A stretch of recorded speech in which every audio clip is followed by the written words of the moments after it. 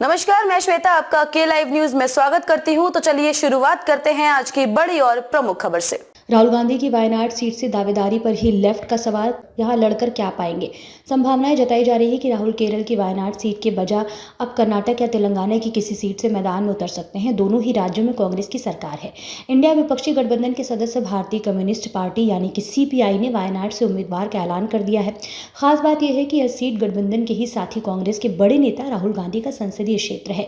अब लेफ्ट के इस फैसले के साथ ही राहुल के चुनाव लड़ने का संभावित सीटों पर चर्चा तेज हो गई है।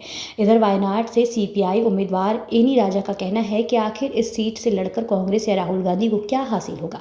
इंडियन एक्सप्रेस से बातचीत में राजा ने केरल की सीट शेयरिंग पर खुलकर बात की।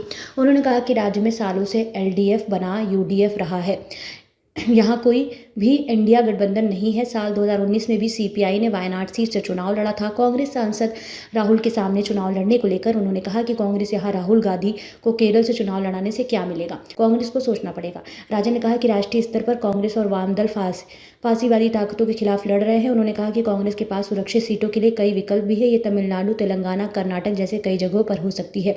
उन्होंने सवाल किया कि अगर बड़ी तस्वीर देखें तो कांग्रेस की राजनीति क्या है। अगर वे वाकई गंभीरता से इन फांसीवादी ताकतों से लड़ रहे हैं तो उन्हें सोचना होगा। उन्होंने कहा कि हम सैकड़ों सीटों से नहीं लड़ रहे हैं, बस कुछ ही सीटों से लड़ रहे हैं। वायनाड नहीं तो किस सीट से लड़ेंगे राहुल।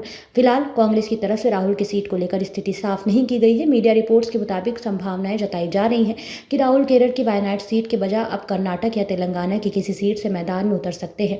दोनों ही राज्य में कांग्रेस की सरकार है। साल 2019 में राहुल ने उत्तर प्रदेश के अमेठी से विधानसभा चुनाव लड़ा था, लेकिन उन्हें भारतीय जनता पार्टी नेता स्मृति ईरानी के हाथों हार का सामना करना पड़ा था।